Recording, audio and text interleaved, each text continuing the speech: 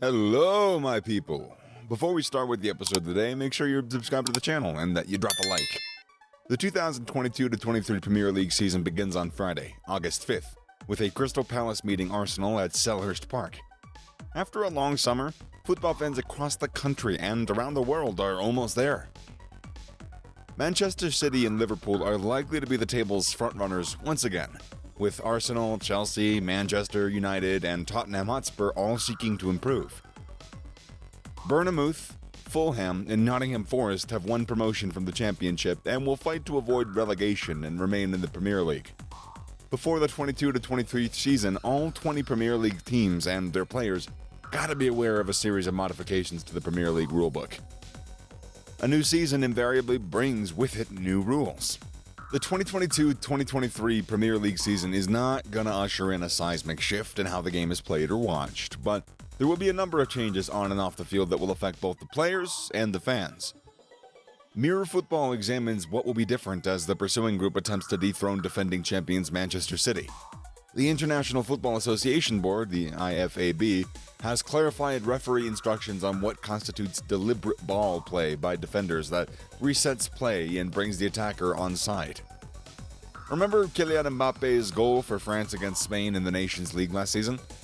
As defender Eric Garcia stretched out to prevent a through ball, he unwittingly set up the PSG striker to score despite being in an offside position when the ball was initially played.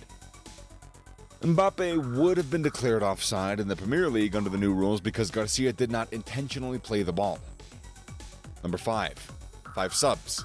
A flashback to the dark days of behind closed doors football. Phony crowd noise and every game being shown on TV while supporters were forced to stay at home. The other 2 adjustments were implemented to fight player tiredness as the game returned from the pandemic outage with an unprecedentedly crowded schedule. The Premier League returned to 3 teams last season, while most of the tournaments on the continent remained at 5, but the extra alternatives are back for permanently this weekend. It's important to note that the head coaches will not be able to make 5 single changes, with just 3 separate instances permitted to limit disruption to the game and the possibility to time waste late in closely contested matches.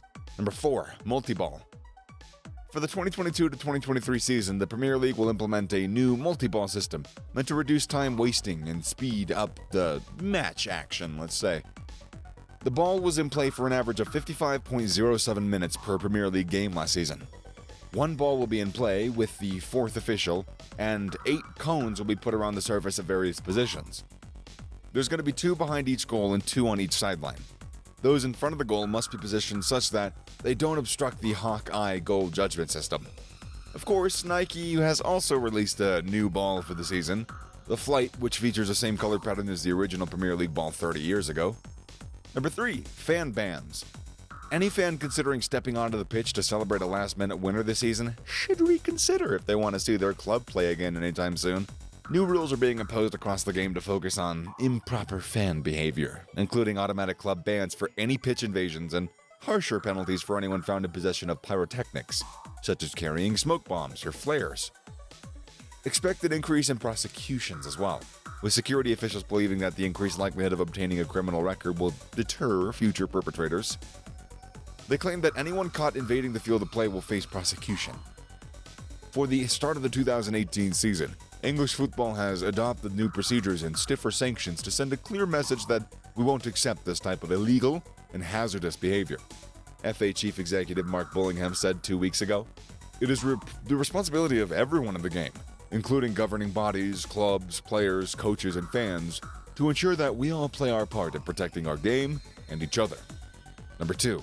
Winter break.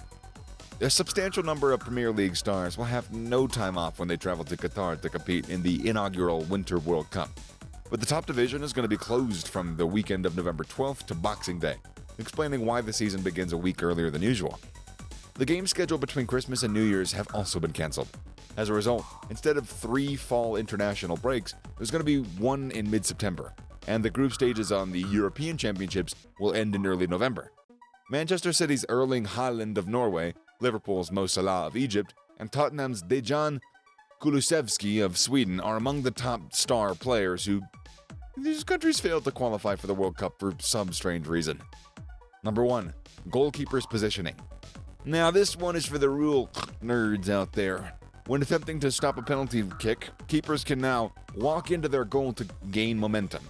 The old rule required at least 1 foot to be on the line before the kick was taken, which some keepers thought was a disadvantage to them because they had to remain motionless, or to break the rules by coming off their line towards the taker. Every football fan is aware that only goalkeepers are authorized to use their hands in their own penalty area. But the IFAB has defined the rules of the game for the 2022 to 2023 season to eliminate any doubt. Indeed, the International Football Association, IFAB, has inserted the phrase, unless a goalkeeper within their penalty area. So, I think that's about time they fixed it. Except for these two, there are 2 more rules that are to be implemented. Coin tossing. Another small quirk, the individual in charge must now flip the coin before each match. Not that Premier League officials would have previously plucked a fan from the crowd to perform the pre-match ritual, even if there was nothing in the rulebook to prevent them.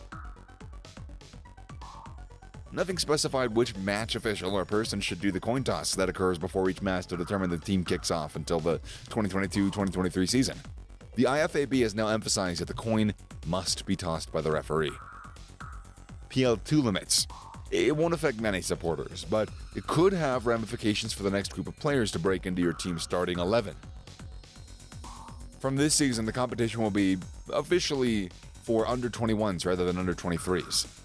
Though 5 outfield overage players can compete instead of 3 to allow those returning from injury to gain some sharpness. The PL2 is effectively the Premier Division's feeder league, and it replaced the Under-21s Premier League in 2016-17.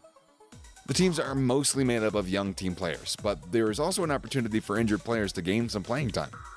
If a player leaves the field to engage with a non-player, designated as an outside agent by the IFAB, the referee will now have the authority to resume the match with an indirect free kick from the spot where the player left the field. Of course, if the player departs the field during a pause in play, nothing changes in how the game is restarted. TV networks and live streams for the Premier League 2022 to 2023 season. UK. Sky Sports and BT Sports streaming and TV platforms provide matches, with select matches also available on Amazon Prime. USA.